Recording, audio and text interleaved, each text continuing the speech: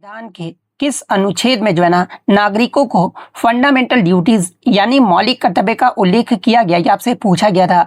जहां पे इस प्रकार के चार विकल्प जो आपके दिए गए थे, तो ये मौलिक कर्तव्य का जो उल्लेख है ना, ये आपका भारतीय संविधान में अनुच्छेद 51A और भाग 4A में जो इसका आपका किया गया है, तो ऑप्शन सी अनुच्छेद 51A आपका करेक्ट आंसर होगा। हालांकि मैं आपको बता दूं कि देखिए, शुरुआत में संविधान में आपके मौलिक कर्तव्यों को जो है ना आपका कोई भी सूची नहीं था। जो आपका 42वां जो संविधान संशोधन हुआ था ना, ये आपका वर्ष 1976 में हुआ था। और ये जो आपका सरदार सिंह स्वर्ण समिति के सिफारिश पर जो है, इसी संविधान संशोधन के द्वारा जो है ना आपके 10 मौलिक कर्तव्य को जो आपके जोड़े गए थे। और वर्तमान में आपके 11 मौलिक कर्तव्य हैं। तो 11वां जो आपका मौलिक कर्तव्य है ना, ये आपका 86वां जो संविधान संशोधन हुआ था वर्ष 2002 में, इसके द्वारा जो आपका 11वां मौलिक कर्तव्य को जो आपका जोड़ा गया था। और मौलिक कर्तव्य का प्रावधान ये किस देश के संविधान से आपका मतलब कि लिया गया है, तो इसे आपका सोवियत संघ यानी USSR के संविधान से जो है ना ये आपका लिया गया है। तो ये पॉइंट भी आप ध्यान में रखिएगा। इसके अलावा अगर अन्य विकल्पों की विश्लेषण की बात कर ले, जहां से एग्जाम में प्रश्न पूछे जाते हैं, जैसे कि अनुच्छेद 32 की बात कर ले,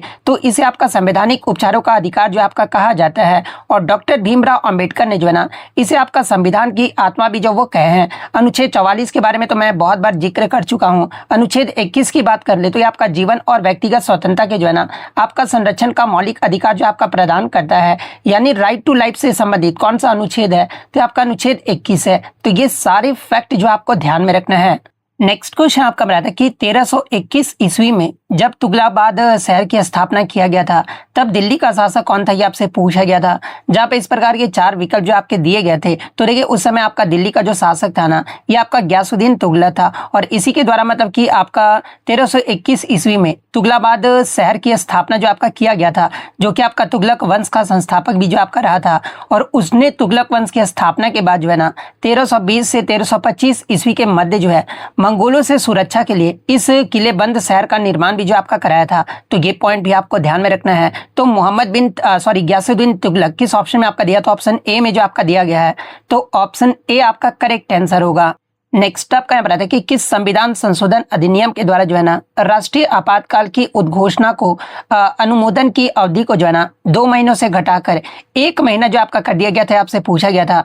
जहाँ पे इस प्रकार के चार विकल्प जो आपके दिए गए थे, तो ये 44वां जो संविधान संशोधन हुआ था, ये आपका वर्ष 1978 में हुआ था। और इसी संविधान संशोधन के द्वारा जो है ना राष्ट्रीय आपातकाल, जिसका जिक्र आपका अनुच्छेद 352 में किया गया है, इसकी उद्घोषणा के अनुमोदन की अवधि को जो है ये आपका 2 महीने से घटाकर जो है ना ये आपका 1 महीना जो आपका कर दिया गया था। और इस संशोधन का उद्देश्य जो है आपातकालीन प्रावधानों के दुरुपयोग को रोकना और संसदीय नियंत्रण को जो है आपका मजबूत करना था, जिसके तहत अब इसे 1 महीने के भीतर जो है ना संसद के विशेष बहुमत से जो है अनुमोदित होना जो ये आपका अनिवार्य है। तो ये आपका 44वें संविधान संशोधन के तहत जो है ये आपका किया गया था। तो ऑप्शन बी आपका यहाँ पे करेक्ट आंसर होगा। इसके अलावा 44वें संविधान संशोधन के द्वारा भी जो है अन्य महत्वपूर्ण बदलाव भी जो आपके किए गए थे, जैसे कि आंतरिक अशांति शब्द को बदलकर जो है ना ये आपका आर्म्ड रिबेलियन यानी सशस्त्र विद्रोह जो है आपका कर दिया गया था।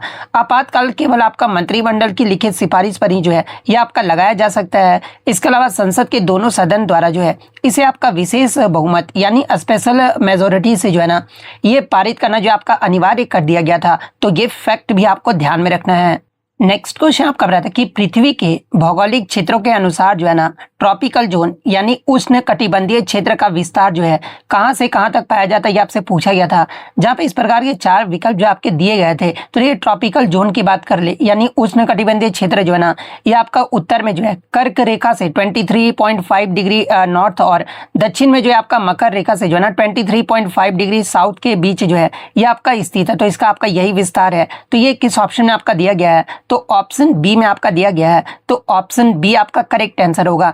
इसके अलावा अगर उष्ण कटिबंधीय क्षेत्र यानी ट्रॉपिकल जोन की अगर विशेषता की बात कर ले, तो ये जो आपका पृथ्वी का सबसे गर्म क्षेत्र है, क्योंकि यहाँ का मतलब कि यहाँ पर जो है ना वर्षा में आपका कम से कम एक बार सूर्य की किरणें सिर के ठीक ऊपर जो है ना यानी लंबवत जो है आपका चमकता है। और यहाँ दिन और रात की अवधि भी जो है ये लगभग आपका बराबर होता है। जलवायु की बात कर ले तो इस क्षेत्र में उच्च तापमान और प्रचुर मात्रा में भी जो है आपका वर्षा होती है, जिसे यहाँ पर आपका सघन वर्षा वन यानी रेन फॉरेस्ट और विशाल जैव विविधता भी जो है ना ये आपका पाया जाता है। तो ये फैक्ट भी आपको ध्यान में रखना है।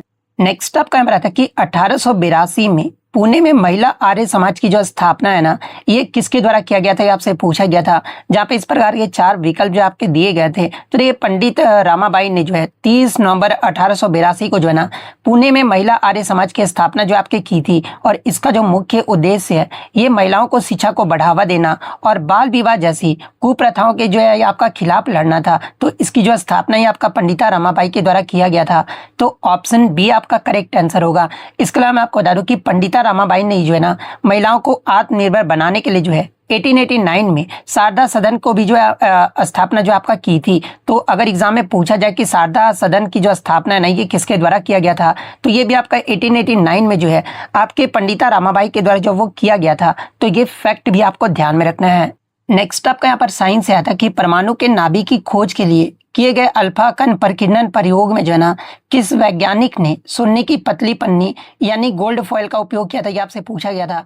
जहाँ पे इस प्रकार के 4 ऑप्शन जो आपके दिए गए थे, तो ये प्रसिद्ध ब्रिटिश भौतिक विज्ञानी अर्नेस्ट रदरफोर्ड के द्वारा जो है ना ये आपका 1911 में जो है ये आपका एक्सपेरिमेंट जो आपका किया गया था। और इस ऐतिहासिक प्रयोग में जो है ना उन्होंने सोने की बहुत मतलब की पतली पन्नी पर अल्फा कणों की जो ये आपका बमबारी किए थे, जिससे नाभिक के अस्तित्व का जो है आपका पता चल पाया था। तो ऑप्शन बी अर्नेस्ट रदरफोर्ड आपका करेक्ट आंसर होगा। और देखिए इस ऐतिहासिक प्रयोग में अगर सहयोगी के बारे में अगर पूछा जाए, यानी आपके अर्नेस्ट रदरफोर्ड के सहयोगी कौन रहे थे, तो आपके हंस गीगर और अर्नेस्ट मार्सडन जो है ना ये आपके सहयोगी रहे थे। और इसका निष्कर्ष क्या निकला था, तो देखिए परमाणु के केंद्र में एक छोटा घना और धनात्मक आवेशित जो ये आपका नाभिक होता है।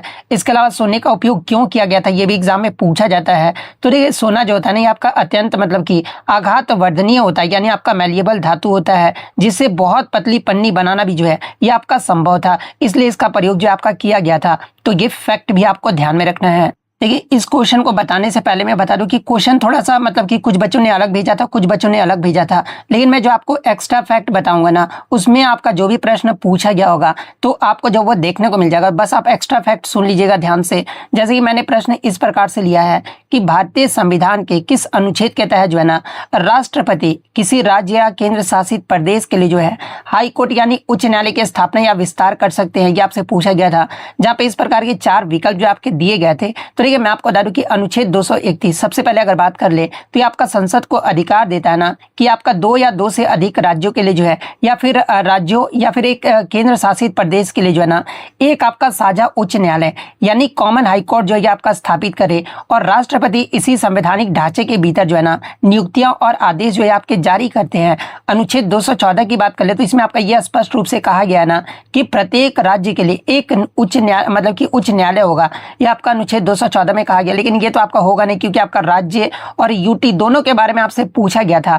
अनुच्छेद 241 की बात कर ले तो ये आपका विशेष रूप से जो है ना केंद्र शासित प्रदेशों के लिए जो है उच्च न्यायालय के प्रावधान से जो आपका संबंधित है। और इसके तहत संसद जो है ना किसी मतलब कि केंद्र शासित प्रदेश के लिए जो है अलग हाई कोर्ट जो आपका बना सकती है, जैसे कि आपका दिल्ली हाई कोर्ट जो है इसी अनुच्छेद के तहत जो आपका बनाया गया था। जैसे कि एग्जाम्पल के तौर पर अगर बात कर ले तो देखिए इसी अनुच्छेद के तहत ही जो है ना दिल्ली उच्च न्यायालय की जो स्थापना है ये आपका वर्ष 1966 में जो आपका किया गया था। और प्रक्रिया की बात कर ले तो ये राष्ट्रपति जो है ना ये मुख्य न्यायाधीश और संबंधित राज्यों के राज्यपाल के परामर्श से जो है ना न्यायाधीशों की नियुक्ति करते हैं। लेकिन कोर्ट की स्थापना का अंतिम निर्णय जो होता है ना ये संसद के अधिनियम द्वारा ही जो ये आपका किया जाता है। यानी अगर व्यापक संदर्भ में अगर समझना चाहे तो देखिए अनुच्छेद 214 जो है ना ये प्रत्येक राज्य के लिए एक हाई कोर्ट का प्रावधान करता है। लेकिन अनुच्छेद 231 जो है ना ये संसद को ये आपका शक्ति देता है कि वह 2 या 2 से अधिक राज्य या फिर केंद्र शासित प्रदेश के लिए जो है एक ही साझा उच्च न्यायालय जो है ना ये आपका स्थापित करे। तो देखिए जो मैंने क्वेश्चन लिया ना इसके अकॉर्डिंग तो जो आंसर होना चाहिए ये आपका अनुच्छेद 231 होना चाहिए, यानी ऑप्शन सी आपका करेक्ट आंसर होगा। लेकिन अगर आपका क्वेश्चन में राज्य नहीं दिया गया होगा, विशेष रूप से केंद्र शासित प्रदेश के लिए उच्च न्यायालय के प्रावधान से संबंधित अनुच्छेद अगर आपसे पूछा गया होगा ना तो फिर आपका अनुच्छेद 241 आपका करेक्ट आंसर होगा। तो ये प्रश्न जिस प्रकार से भी पूछा गया होगा मैंने आपको यहाँ पर जो वो विश्लेषण कर दिया है। और आगे की शिफ्ट में अगर आपसे पूछा जाए कि उच्चतम न्यायालय यानी सुप्रीम कोर्ट की स्थापना और गठन से संबंधित अनुच्छेद कौन सा है, तो ये अनुच्छेद 124 जो है ना ये आपका उच्चतम न्यायालय यानी सुप्रीम कोर्ट की स्थापना और गठन से संबंधित है। तो ये फैक्ट भी आपको ध्यान में रखना है। नेक्स्ट आपका मैं बताया था कि केंद्रीय बजट 2026-27 के अनुसार जो है वित्तीय वर्ष 2026-27 के लिए जो है ना सार्वजनिक पूंजीगत व्यय यानी पब्लिक कैपेक्स को बढ़ाकर जो है ना कितने लाख करोड़ रुपए करने का प्रस्ताव है, ये आपसे पूछा गया था। जहाँ पे इस प्रकार के 4 विकल्प जो आपके दिए गए थे। तो देखिए मैं आपको बता दूं कि वित्त मंत्री निर्मला सीतारमण ने जो है ना वित्त वर्ष 2026-27 के लिए जो है पूंजीगत व्यय को बढ़ाकर जो है ना ये आपका 12.22 लाख करोड़ यानी लगभग आपका 12.2 लाख करोड़ जो है ना ये आपका कर दिया गया है। और ये आपका पिछले वित्तीय वर्ष यानी 2025-26 के जो है ना 11.2 लाख करोड़ के बजटीय अनुमान से लगभग जो है ये आपका 9% की वृद्धि जो है आपका दर्शाता है। तो ऑप्शन में आपका 12.22 लाख करोड़ ऑप्शन में आपका दिया गया था, तो ऑप्शन बी आपका यहाँ पे करेक्ट आंसर होगा। नेक्स्ट आपका यहाँ बताया था कि सामान्य तापमान पर शुष्क वायु में ध्वनि की जो चाल होती है ना यानी स्पीड ऑफ साउंड जो है ये कितना होता है, ये आपसे पूछा गया था। जहाँ पे इस प्रकार के 4 विकल्प जो आपके दिए गए थे। तो देखिए सबसे पहले मैं आपको बता दूं कि वायु में ध्वनि की जो चाल है ना ये पूरी तरह से आपका टेम्परेचर यानी तापमान पर जो आपका निर्भर करता है। जैसे कि 0 डिग्री सेल्सियस यानी बर्फ जमने के तापमान पर जो है ना ये लगभग आपका मतलब कि जो आपका इसका जो स्पीड ध्वनि की जो चाल होती है ये कितना होता है 0 डिग्री सेल्सियस पर, तो ये लगभग आपका 331 से 332 मीटर पर सेकंड जो आपका होता है। लेकिन जैसे जैसे आपका टेम्परेचर यानी तापमान बढ़ता है ना तो चाल भी जो है आपका बढ़ते जाता है। और कमरे के सामान्य तापमान यानी 20 डिग्री सेल्सियस पर ये जो आपका 343 मीटर पर सेकंड यानी लगभग जो है ना आपका 1235 किलोमीटर प्रति घंटा तक भी जो है ये आपका पहुंच जाता है। तो यही आपसे सामान्य तापमान के बारे में पूछा गया था जो कि आपका 343 मीटर पर सेकंड जो है ये आपका होता है।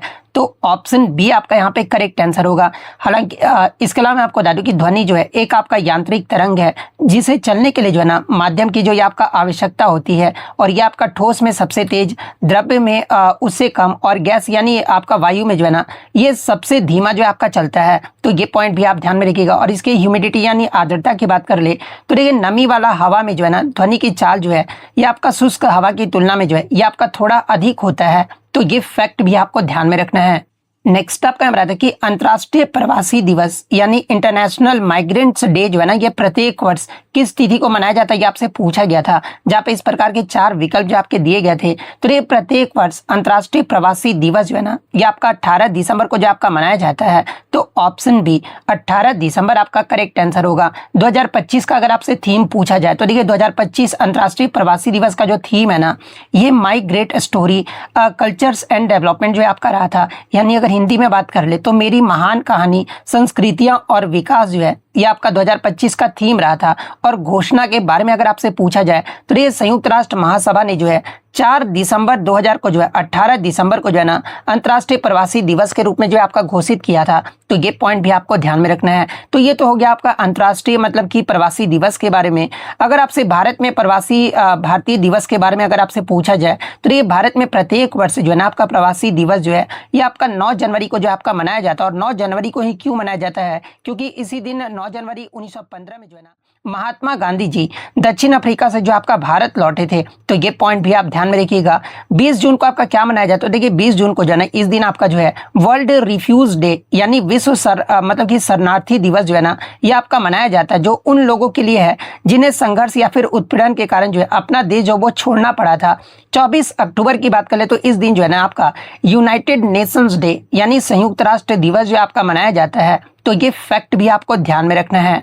नेक्स्ट आपका क्वेश्चन बताइए कि भारतीय खेल जगत में किस दिग्गज महिला एथलीट को जो है ना पायोली एक्सप्रेस के उपनाम से जाना जाता है, ये आपसे पूछा गया था।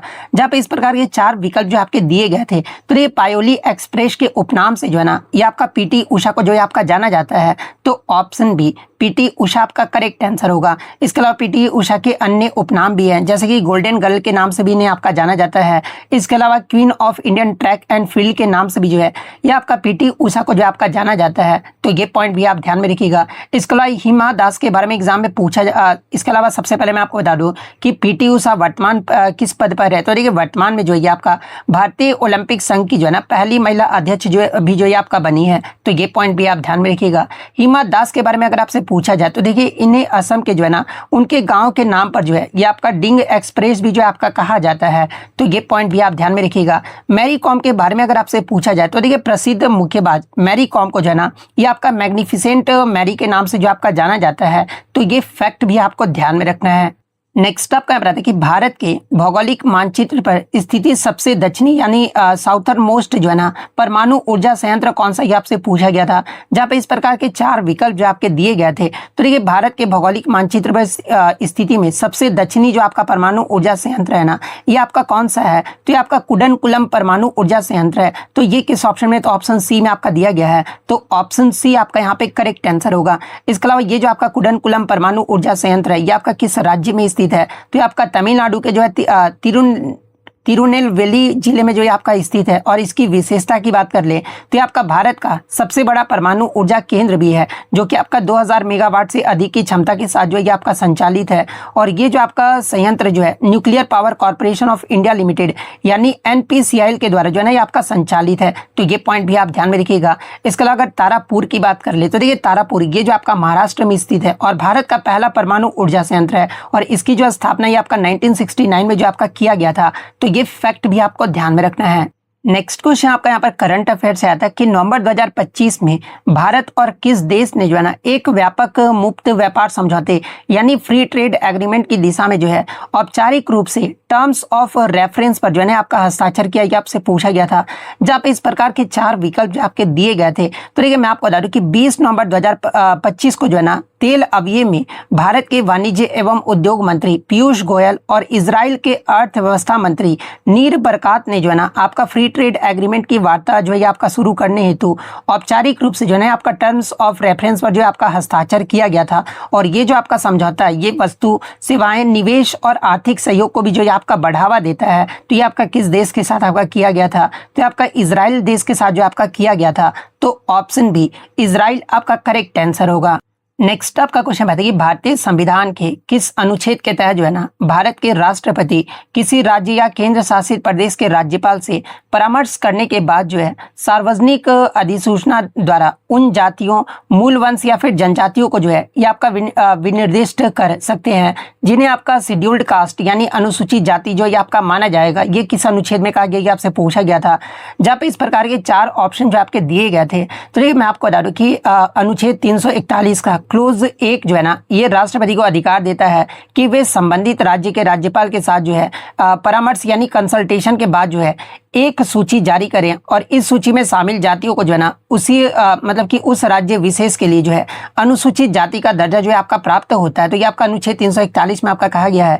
तो ऑप्शन बी आपका करेक्ट आंसर होगा। इसके अलावा संसद की भूमिका क्या होती है, तो देखिए अनुच्छेद 341 के क्लोज 2 के अनुसार जो है ना एक बार राष्ट्रपति द्वारा सूची जारी कर दी जाए मतलब कि सूची जारी कर देने के बाद जो है ना केवल आपका पार्लियामेंट यानी संसद ही जो है कानून बनाकर उस सूची में किसी जाति को आपका जोड़ या फिर घटा सकता है और राष्ट्रपति स्वयं बाद में जो है ना इसमें आपका कोई भी बदलाव जो वो नहीं कर सकते हैं। इसके अलावा ऑप्शन में आपका अनुच्छेद 340 भी आपका दिया गया था। तो ये जो आपका पिछड़ा वर्ग आयोग यानी बैकवर्ड क्लास कमीशन की नियुक्ति से जो आपका संबंधित है, जो कि सामाजिक और शैक्षिक रूप से जो है पिछड़े वर्गों की स्थिति की जो है आपका जांच करता है। अनुच्छेद 342 की बात कर ले तो ये आपका शेड्यूल्ड ट्राइब्स यानी अनुसूचित जनजातियों की पहचान और अधिसूचना से जो आपका संबंधित है और इसकी जो प्रक्रिया है ना ये आपका अनुच्छेद 341 के ही जो ये आपका समान है। तो ये फैक्ट भी आपको ध्यान में रखना है। नेक्स्ट आपका बताया कि 1947 में स्वतंत्रता प्राप्त करने के बाद जो है ना भारत ने किस प्रकार की आर्थिक प्रणाली यानी इकोनॉमिक सिस्टम को अपनाया था, ये आपसे पूछा गया था। जहाँ पे इस प्रकार के 4 विकल्प आपके दिए गए थे। तो देखिए 1947 में स्वतंत्रता के बाद जो है ना भारत ने आपका मिक्स्ड इकोनॉमी यानी मिश्रित अर्थव्यवस्था प्रणाली को जो आपका अपनाया था और इस मॉडल में जो है पूंजीवाद और समाजवाद दोनों के तत्व जो है आपके शामिल थे, जहां पर सार्वजनिक क्षेत्र यानी सरकार और निजी क्षेत्र ने जो है ना एक साथ मिलकर विकास के लिए जो आपका कार्य किया था और मुख्य रूप से जो है आपका राज्य यानी सरकार के नेतृत्व वाले विकास पर जो आपका जोर दिया गया था। तो ये आपका मतलब कि कौन सा इकोनॉमिक सिस्टम को अपनाया गया था स्वतंत्रता के बाद, तो ये आपका जो है मिक्स्ड इकोनॉमिक यानी मिश्रित अर्थव्यवस्था को जो है आपका अपनाया गया था। तो ऑप्शन सी आपका करेक्ट आंसर होगा। नेक्स्ट आपका यहाँ बताया कि भारत के केंद्र शासित प्रदेश अंडमान और निकोबार द्वीप समूह का जो है ना कुल आपका भौगोलिक क्षेत्रफल यानी टोटल जियोग्राफिकल एरिया कितना ही आपसे पूछा गया था। जहाँ पे इस प्रकार के 4 विकल्प जो आपके दिए गए थे। तो देखिए अंडमान और निकोबार द्वीप समूह का कुल भौगोलिक क्षेत्रफल जो है ना ये आपका 8,249 वर्ग किलोमीटर है। तो ऑप्शन बी आपका करेक्ट आंसर होगा। और यहाँ पर द्वीपों की संख्या कितनी है, तो छोटे बड़े द्वीप मिलाकर जो है ना, ये आपके 572 द्वीप हैं। राजधानी के बारे में अगर आपसे पूछा जाए तो देखिए, इसकी जो राजधानी है ना, ये आपका पोर्ट ब्लेयर है, जो कि आपका दक्षिणी अंडमान में है। और भौगोलिक स्थिति की बात कर लो तो ये आपका उत्तर में अंडमान और दक्षिण में जो है, ये आपका निकोबार में जो है आपका विभाजित है, जो कि आपका 10 डिग्री चैनल द्वारा भी जो है आपका अलग होता है। इसके अलावा अगर इसके मुख्य भूमि तटरेखा की बात कर लें तो देखिए, अंडमान और निकोबार द्वीप समूह की कुल जो तटरेखा लगभग जो है ना, ये आपका 1962 किलोमीटर है, जो कि भारत के किसी भी केंद्र शासित प्रदेश में जो है, ये आपका सबसे लंबा है। तो शायद आपसे तटरेखा के बारे में ही पूछा गया था, जो कि आपका 1962 किलोमीटर है। तो ये फैक्ट भी आपको ध्यान में रखना है। नेक्स्ट आपका क्वेश्चन है कि अर्थव्यवस्था के संदर्भ में जो है ग्लोबलाइजेशन यानी वैश्वीकरण का क्या अर्थ है, और निम्नलिखित में से कौन सा इसका एक महत्वपूर्ण परिणाम या फिर प्रक्रिया ये आपसे पूछा गया था, जहां पे इस प्रकार के 4 विकल्प जो आपके दिए गए थे। तो देखिए, मैं आपको बता दूं कि ग्लोबलाइजेशन यानी वैश्वीकरण जो है ना, एक आपका ऐसी प्रक्रिया है जिसके माध्यम से दुनिया भर के देश व्यापार, निवेश और प्रौद्योगिकी के माध्यम से जो है ना, एक दूसरे से जो आपके जुड़ते हैं। और इसका उद्देश्य जो है पूरी दुनिया को एक ग्लोबल विलेज जो है आपका बनाना है। और इसमें आपका आउटस्टैंडिंग का संबंध क्या है, तो देखिए, वैश्वीकरण के कारण ही जो है ना, कंपनियां अपने कुछ विशेष कार्य जैसे कि कस्टमर केयर हो गया, आईटी सेवाएं हो गया, और दूसरे देश जैसे कि भारत की बाहरी कंपनियों को जो है ना, ये आपका सौंपती है, जहां लागत जो ये आपका कम होता है। और भारत दुनिया में जो है आपका आउटसोर्सिंग का सबसे बड़ा केंद्र बनकर भी जो ये आपका उभरा है। यानी अगर बात कर ले कि आपका जो इसका महत्वपूर्ण परिणाम क्या है, तो ये आपका आउटसोर्सिंग जो है, ये आपका महत्वपूर्ण परिणाम है। तो ऑप्शन बी आपका यहाँ पे करेक्ट आंसर होगा। नेक्स्ट आपका क्वेश्चन बताया कि हिंदुस्तानी शास्त्रीय संगीत और कर्नाटक संगीत के मध्य जो है ना, मुख्य समानता यानी सिमिलैरिटी क्या है, ये आपसे पूछा गया था। जहां पे इस प्रकार के 4 विकल्प जो आपके दिए गए थे। तो देखिए, दोनों ही संगीत पद्धतियां जो है ना, ये भारत के प्राचीन ग्रंथ जैसे कि आपका नाट्य शास्त्र से जो ये आपका निकला हुआ है। और दोनों में ही जो है ना, आपका राग यानी मधुर संरचना और ताल यानी लयबद्ध चक्र को जो है ना, ये संगीत का आधार जो आपका माना गया है। यानी हिंदुस्तानी शास्त्रीय संगीत और कर्नाटक संगीत के मध्य जो आपका मुख्य जो सिमिलैरिटी यानी समानता है ना, ये आपका राग और ताल है। तो ऑप्शन बी राग और ताल आपका करेक्ट आंसर होगा। नेक्स्ट अगर बात कर ले, मतलब कि समान स्वर की बात कर ले, तो देखिए, दोनों ही प्रणालियों में जो है ना, आपका 12 स्वर यानी 7 आपके शुद्ध और 5 जो आपके विकृत के समान जो है ना, ये सेट का उपयोग जो आपका करता है। और अध्यात्म की बात कर ले तो देखिए, दोनों शैलियों का मूल्य उद्देश्य जो है ना, ये आपका आध्यात्मिक है। और ये दोनों में आपका भक्ति रस की प्रधानता जो है इसमें आपको देखने को मिलता है। तो ये पॉइंट भी आपको ध्यान में रखना है। और दोनों के मध्य अगर अंतर की बात कर ले, आगे के शिफ्ट में हो सकता है आपसे पूछा जाए। तो देखिए, जहां हिंदुस्तानी संगीत पर जो है ना, ये फारसी और मुगल प्रभाव जैसे कि ख्याल या ध्रुपद अधिक है, वहीं कर्नाटक संगीत अपनी शुद्ध स्वदेशी परंपरा और निश्चित रचनाओं जैसे कि कीर्तनम के लिए जो ये आपका जाना जाता है। तो ये पॉइंट भी आपको ध्यान में रखना है। नेक्स्ट आपका यहाँ पर था कि भारत के किस पारंपरिक लोक कला में जो है ना, मिट्टी की दीवारों पर सफेद रंग यानी अक्सर चावल के पेस्ट से जो है ये आपका पुताई और चित्रकारी जो आपका किया जाता है, ये आपसे पूछा गया था। जहाँ पे इस प्रकार के 4 विकल्प जो आपके दिए गए थे। तो ये इसमें आपका मतलब कि वारली जो चित्रकला है ना, इसमें जो आपका ये किया जाता है। और वारली चित्रकला जो है, ये महाराष्ट्र की वारली जनजाति द्वारा किया जाने वाला जो है ना, ये आपका एक कला है। और अपने सरल ज्यामितीय आकारों के लिए भी जो ये आपका प्रसिद्ध है। और सामग्री की बात कर ले तो ये वारली चित्रकला में जो है ना, आपका दीवारों को पहले मिट्टी और गाय के गोबर से जो आपका लिपा जाता है। और उसके बाद आपका फिर उस पर जो है सफेद रंग यानी चावल या फिर आटा और पानी के मिश्रण से जो है ना, ये आपके चित्र जो इसमें आपके बनाए जाते हैं। और विषय की बात कर ले तो देखिए, ये जो आपके चित्र है ना, ये आपका मुख्य रूप से है सामाजिक जीवन, नित्य और शिकार और प्रकृति को जो आपका दर्शाता है। तो ये फैक्ट भी आपको ध्यान में रखना है। नेक्स्ट आपका बात की भारत के किस भौगोलिक क्षेत्र में जो है ना, आपका आयरन और यानी लौह अयस्क और कोयले के भंडार और उत्पादन की जो है सर्वाधिक सांद्रता जो आपका पाया जाता है। जहाँ पे इस प्रकार के 4 विकल्प जो आपके दिए गए थे। तो देखिए, लौह अयस्क और कोयले के भंडार और उत्पादन की सर्वाधिक जो सांद्रता है ना, ये आपका नॉर्थ ईस्टर्न प्लेट्यू रीजन यानी उत्तर पूर्वी पठारी क्षेत्र में जो आपका पाया जाता है। और विशेषकर जो है ना, ये आपका इस क्षेत्र में आपका छोटा नागपुर पठार, उड़ीसा, छत्तीसगढ़, पश्चिम बंगाल के हिस्से में जो आपका शामिल है। और इसे भारत का जो है ना, खनिज हृदय स्थल यानी मिनरल हार्ट ऑफ इंडिया भी जो आपका कहा जाता है। तो ये पॉइंट भी आपको ध्यान में रखना है। तो ऑप्शन सी उत्तर पूर्वी पठारी क्षेत्र आपका करेक्ट आंसर होगा। नेक्स्ट आपका यहाँ पर आता है कि 7वीं शताब्दी के सम्राट हर्षवर्धन के दरबारी कवि कौन थे जिन्होंने उनकी जीवनी हर्ष चरित्र जो आपके लिखे थे। तो देखिए हर्ष चरित्र या फिर हर्षवर्धन के जो दरबारी कवि थे ये आपके बाणभट्ट थे। तो ऑप्शन ए बाणभट्ट आपका करेक्ट आंसर होगा। नेक्स्ट आपका यहाँ पर आता है कि ऐतिहासिक भूमिज विद्रोह जिसे आपका गंगा नारायण का हंगामा भी कहा जाता है मुख्य रूप से किस आधुनिक भारतीय राज्य से आपका संबंधित है, ये आपसे पूछा गया था। जहाँ पे इस प्रकार के 4 विकल्प जो आपके दिए गए थे। तो देखिए मैं आपको बता दूं कि ये जो आपका विद्रोह है ये आपका 1832-33 के दौरान जो है ना तत्कालीन बंगाल प्रेसिडेंसी के जंगल महल क्षेत्र में जो है आपका हुआ था। और इसमें वर्तमान पश्चिम बंगाल के जो है ना आपके मिदनापुर, बांकुरा और झारखंड के सिंहभूम यानी धालभूम जैसे क्षेत्र जो है ना इसमें आपके शामिल थे।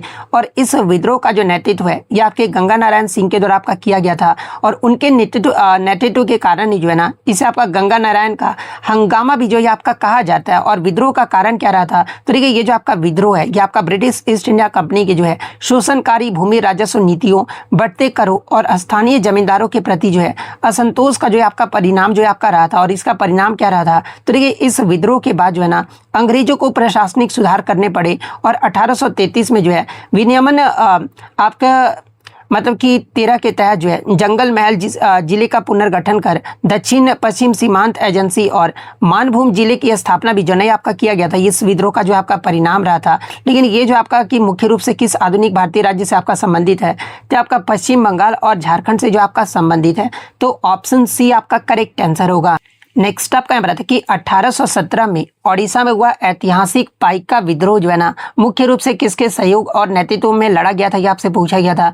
जहाँ पे इस प्रकार के 4 विकल्प जो आपके दिए गए थे। तो देखिए मैं आपको बता दूं कि 1817 में उड़ीसा में जो आपका ऐतिहासिक पाइका विद्रोह हुआ था, नहीं आपका मुख्य रूप से जो है बक्सी जगबंधु, विद्याधर मोहपात्रा, भारामकर के राय के द्वारा जो है आपका नेतृत्व में लड़ा गया था। और वे जो आपका खुर्दा के राजा के सैन्य प्रमुख यानी बख्ती थे।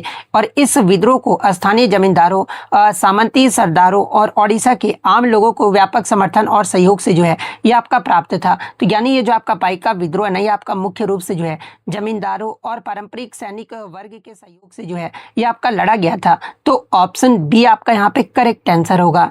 नेक्स्ट आपका यहाँ है कि दुनिया का पहला व्यावसायिक माइक्रो प्रोसेसर जो है ना ये आपका इंटेल 4004 जो है किस वर्ष में लॉन्च किया गया था, आपसे पूछा गया था।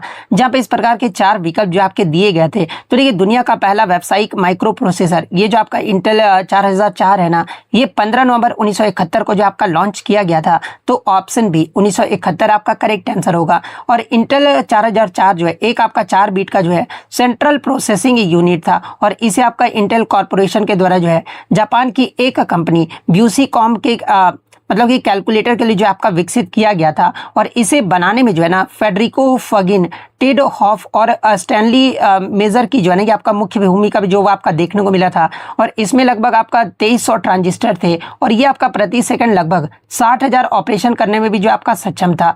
और इसने कंप्यूटर जगत में भी जो है माइक्रो प्रोसेसर क्रांति की शुरुआत भी जो आपका किया था। तो ये पॉइंट भी आपको ध्यान में रखना है। नेक्स्ट आपका क्वेश्चन यहाँ पर आया था डीएनए से आनुवांशिक जानकारी को सूचना संक्रमण यानी इंफॉर्मेशन ट्रांजिशन या फिर प्रोटीन निर्माण के लिए ले जाने वाला आरएनए कौन सा, ये आपसे पूछा गया था। जहाँ पे इस प्रकार के 4 विकल्प जो आपके दिए गए थे। तो देखिए एक विकल्प में आपका एमआरएनए जो आपका दिया गया था। तो देखिए एमआरएनए का जो मुख्य कार्य है ना ये आपके मैसेंजर यानी संदेश वाहक के रूप में जो आपका कार्य करता है। और ये जो आपका न्यूक्लियस यानी केंद्रक के अंदर मौजूद डीएनए के कोड की जो एक आपका प्रतिलिपि यानी कॉपी जो आपका बनाता है। और उसे आपका मतलब कि साइटोप्लाज्म यानी कोशिका द्रव्य में मौजूद राइबोसोम तक जो है ये पहुंचाने का कार्य जो आपका करता है। तो यही आपसे पूछा गया था। तो ऑप्शन बी एमआरएनए आपका करेक्ट आंसर होगा। और इसके अगर प्रक्रिया की बात कर ले तो ये इसी प्रक्रिया को जो है ना ये आपका ट्रांसक्रिप्शन यानी आपका ट्रांसक्रिप्शन जो आपका कहा जाता है। बिना एमआरएनए के जो है ना डीएनए की जानकारी प्रोटीन में जो है ये आपका नहीं बदला जा सकता है। और हाल ही में जो आपका कोविड-19 आया था इसमें आपका मतलब कि एमआरएनए वैक्सीन जो है ना इसी सिद्धांत पर जो आपका आधारित था, जो कि शरीर को वायरस के खिलाफ लड़ने के लिए जो है ना ये आपका इंफॉर्मेशन यानी निर्देश भी जो आपका देता था। तो ये पॉइंट भी आप ध्यान रखिएगा। इसके अलावा अगर अन्य विकल्पों की विश्लेषण की बात कर ले तो देखिए टी जो आपका आरएनए है ना ये आपका अमीनो एसिड को जो है राइबोसोम तक लाने का जो है आपका कार्य करता है, ताकि प्रोटीन की चैन जो है ये आपका बन सके, और इसे आपका एडॉप्टर अणु भी जो आपका कहा जाता है। आरएनए के बारे में अगर आपसे पूछा जाए, जिसका फुल फॉर्म आपका राइबोसोमल आरएनए होता है, और ये जो आपका राइबोसोम की संरचना का मुख्य हिस्सा है, और एंजाइम की तरह कार्य करके प्रोटीन निर्माण में जो है ना भौतिक सहायता भी जो आपका करता है। एसएनआरएनए की बात कर लेते हैं, आपका मुख्य रूप से जो है आरएनए मतलब कि स्प्लिसिंग की प्रक्रिया में जो आपका शामिल होता है, जो केवल यूकैरियोटिक कोशिकाओं में जो नहीं आपका पाया जाता है। तो ये फैक्ट भी आपको ध्यान में रखना है। नेक्स्ट आपका बताया कि दस्तावेजों को डिजिटल रूप में स्कैन करने और उन्हें लंबे समय तक स्टोर करने यानी संग्रहित करने के लिए जो है ना किस तकनीक का उपयोग किया जाता है, जो मुद्रित टेक्स्ट को डिजिटल डेटा में भी जो है आपका बदल देता है। जहाँ पे इस प्रकार के 4 विकल्प जो आपके दिए गए थे। तो देखिए, दस्तावेजों को डिजिटल रूप में स्कैन करने, मुद्रित टेक्स्ट यानी प्रिंटेड टेक्स्ट को आपका संपादन योग्य डिजिटल डेटा में बदलने और उन्हें लंबे समय तक स्टोर करने के लिए जो है ना मुख्य रूप से जो है आपका OCR यानी ऑप्टिकल कैरेक्टर रिकॉग्निशन जो है ना ये तकनीक का उपयोग जो आपका किया जाता है। तो ऑप्शन बी OCR आपका करेक्ट आंसर होगा। नेक्स्ट आपका बताया था कि मई 2024 में आयोजित 33वें अरब लीग शिखर सम्मेलन के दौरान जो है साखिर घोषणा जो है ना ये किस देश ने जारी किया था या फिर प्रस्तुत किया था, ये आपसे पूछा गया था। तो ये 33वें अरब लीग शिखर सम्मेलन के दौरान साखिर जो घोषणा है ना ये बहरीन के द्वारा जो आपका किया गया था। तो ऑप्शन बी बहरीन आपका करेक्ट आंसर होगा। नेक्स्ट आपका यहाँ था कि क्लाइमेटोलॉजी यानी जलवायु विज्ञान के अनुसार जो है ना किसी क्षेत्र की जलवायु यानी क्लाइमेट मुख्य रूप से जो है ना निम्नलिखित में से किस कारक पर निर्भर करता है, ये आपसे पूछा गया था। जहाँ पे इस प्रकार के 4 विकल्प जो आपके दिए गए थे। तो ये जलवायु विज्ञान यानी क्लाइमेटोलॉजी के अनुसार जो है ना किसी क्षेत्र की जलवायु जो है ये आपका मुख्य रूप से जो है लैटिट्यूड यानी अक्षांश या फिर भौगोलिक स्थिति पर जो आपका निर्भर करता है। तो ऑप्शन बी अक्षांश और सौर विकिरण आपका करेक्ट आंसर होगा। नेक्स्ट आपका बताया कि भारतीय संविधान के किन विशेष मामलों में जो है ना केंद्र सरकार को राज्य सूची यानी स्टेट लिस्ट के विषय पर जो है कानून बनाने या फिर संशोधन करने की शक्ति प्राप्त है, ये आपसे पूछा गया था। हालांकि विकल्प तो बच्चे द्वारा मुझे नहीं मिल पाए हैं, लेकिन मैं आपको बता दूं कि भारतीय संविधान के भाग 11 में जो है ना केंद्र राज्य विधायी संबंधों के तहत जो है 5 ऐसी स्थितियां आपका बताई गई है जहां संसद जो है राज्य सूची पर कानून जो है आपका बना सकता है। जहां पर सबसे पहले अगर मतलब कि आपका पहला कंडीशन की अगर बात कर ले तो देखिए अनुच्छेद 249 में आपका ये कहा गया कि यदि राज्यसभा उपस्थित और मतदान करने वाले सदस्यों की जो है ना 2/3 बहुमत से ये आपका घोषित करे कि राष्ट्रपति में संसद द्वारा राज्य सूची के किसी विषय पर जो है ना ये आपका कानून बनाना जो है आपका आवश्यक है। ये आपका पहला स्थिति हो गया। दूसरा स्थिति, जब देश में आपका राष्ट्रीय आपातकाल यानी अनुच्छेद 352 आपका लागू हो, तब संसद को जो है संपूर्ण भारत या उसके किसी भाग के लिए जो है ना राज्य सूची के विषय पर कानून बनाने की शक्ति जो ये आपका मिल जाती है। तीसरा जो आपका कंडीशन है, यदि 2 या 2 से अधिक राज्यों के विधानमंडल प्रस्ताव पारित संसद से अनुरोध करे कि वह आपका उनके लिए राज्य सूची के किसी विषय पर जो है आपका कानून बनाएगी, आपका तीसरा कंडीशन है। चौथा आपका कंडीशन ये है कि किसी अंतर्राष्ट्रीय संधि समझौते या सम्मेलन को प्रभावी बनाने के लिए जो है ना संसद राज्य सूची के किसी भी विषय पर जो आपका कानून बना सकती है। पांचवा जो कंडीशन है आपका, जब किसी राज्य में राष्ट्रपति शासन लागू हो तब उसी राज्य के लिए जो है ना ये आपका विधायी शक्तियां संसद के पास जो है आपका चली जाती है। तो ये जो आपके 5 मतलब की कंडीशंस थे जहां पर संसद जो है ना राज्य सूची पर जो आपका कानून बना सकता है। तो इनमें से आपका जो भी विकल्प ऑप्शन में आपका दिया गया होगा वो आपका यहाँ पे करेक्ट आंसर होगा। नेक्स्ट क्वेश्चन आपका बताते हैं कि कंकरेंट लिस्ट यानी समवर्ती सूची के किसी विषय पर जो है ना केंद्र और राज्य सरकारों के मध्य जो है कानूनी विरोधाभास यानी कन्फ्लिक्ट होने पर जो है ना अंतिम निर्णय लेने वाली जो है या फिर कानून की वैधता तय करने वाली अंतिम जो अथॉरिटी होती है ना ये कौन होता है, ये आपसे पूछा गया था। जहाँ पे इस प्रकार के 4 विकल्प जो आपके दिए गए थे। तो ये समवर्ती सूची के विषय पर केंद्र और राज्य के कानून में अगर आपका मतलब की विरोधाभास होने पर जो है ना सर्वोच्च न्यायालय अंतिम अथॉरिटी जो है आपका होता है, जो कि कानून की वैधता जो है आपका तय करता है। और अनुच्छेद 254 के क्लोज 1 के अकॉर्डिंग जो है ना केंद्र का कानून जो है आपका प्रबल होता है, लेकिन राज्य कानून राष्ट्रपति की स्वीकृति से भी जो है ना ये आपका बच सकता है। और अंतिम जो आपका व्याख्या होता है ये आपका सर्वोच्च न्यायालय ही जो आपका करता है। इसलिए option C Supreme Court of India आपका करेक्ट आंसर होगा। अन्य विकल्पों की विश्लेषण की बात कर लेते हैं कि राष्ट्रपति जो है ना इस पे आपके मतलब की स्वीकृति जो आपके दे सकते हैं, जो कि आपका अनुच्छेद 254 के क्लोज 2 के अकॉर्डिंग जो है, लेकिन विवाद को जो है आपका हल नहीं करते हैं। ऑप्शन बी में आपका संसद कानून बना सकती है, आपका मतलब कि ऑप्शन बी में आपका जो वो संसद दिया गया था। तो देखिए संसद जो है ना ये आपका कानून बना सकती है, लेकिन न्यायिक जो व्याख्या है ना ये आपका नहीं करता है। और ऑप्शन डी में आपका राज्यपाल दिया गया, तो राज्य विधायकों को राष्ट्रपति को जो ये आपका भेज सकते हैं, लेकिन इस पर जो है मतलब कि अंतिम जो आपका व्याख्या है ये सर्वोच्च न्यायालय के द्वारा ही जो आपका किया जाता है। इसलिए ऑप्शन सी सर्वोच्च न्यायालय आपका करेक्ट आंसर होगा। नेक्स्ट आपका बताते हैं कि कंप्यूटर कीबोर्ड पर किसे टॉगल की का उपयोग इंसर्ट मोड और ओवरराइट मोड के बीच जो है ना ये आपका स्विच करने के लिए किया जाता है, ये आपसे पूछा गया था। जहाँ पे इस प्रकार के 4 विकल्प जो आपके दिए गए थे। तो देखिए कीबोर्ड आपका कंप्यूटर कीबोर्ड पर जो है ना आपका इंसर्ट की जो है जिसे आपका INS के रूप में भी जो आपका लिखा जाता है, और इसका जो उपयोग है ये आपका इंसर्ट मोड और आपका ओवरराइट मोड के बीच जो है ना आपका स्विच यानी टॉगल करने के लिए भी जो आपका किया जाता है। तो यही आपसे पूछा गया था। तो ऑप्शन बी इंसर्ट की आपका करेक्ट आंसर होगा। नेक्स्ट आपका यहाँ बताया कि एल्यूवियल सॉइल यानी जलोढ़ मिट्टी के संबंध में जो है ना निम्नलिखित में से कौन सा कथन आपका गलत दिया गया यानी इनकरेक्ट है, ये आपसे पूछा गया था। जहाँ पे इस प्रकार के 4 विकल्प जो आपके दिए गए थे। तो देखिए गलत तथ्य आपका ये दिया गया था ना कि जलोढ़ जो आपका मतलब कि जलोढ़ मिट्टी जो है ये आपका उत्तरी इसमें आपका कौन सा मतलब कि दिया गया है। तो ये आपका दिया गया था कि मुख्य रूप से जो है ना ये दक्कन के पठारी क्षेत्र में जो आपका पाया जाता है, जो कि आपका मतलब कि गलत जो आपका दिया गया था।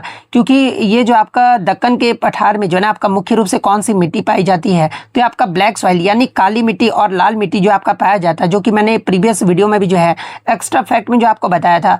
जलोढ़ मिट्टी की विशेषताएं कौन कौन सी है। तो देखिए जलोढ़ मिट्टी जो है ना ये आपका मतलब कि नदियों द्वारा लाए गए निक्षेपों से जो आपका बनती है, और इसमें आपका ह्यूमस की मात्रा भी जो है ना ये आपका मध्यम होता है, और वह खेती यानी विशेषकर गेहूं धान और गन्ने के लिए भी जो है ये आपका सर्वोत्तम माना जाता है। और वर्गीकरण की बात कर ले तो देखिए इसे आपका आयु के आधार पर जो है मतलब कि जो आपका पुरानी जो जलोढ़ मिट्टी होती है इसे आपका मतलब कि आपका बांगर कहा जाता है, और जो नई जलोढ़ मिट्टी होती है ना इसे आपका खादर जो ये आपका कहा जाता है। तो ये पॉइंट भी आपको ध्यान में रखना है। यानी गलत कथन जो आपका दिया गया था ये आपका ऑप्शन बी वाला जो आपका दिया गया था, क्योंकि ये जो आपका दक्कन के पठार में कौन सी आपकी मिट्टी पाई जाती है, तो ये तो मैंने आपको बता दिया कि आपका ब्लैक सॉइल और लाल मिट्टी जो आपका पाया जाता है।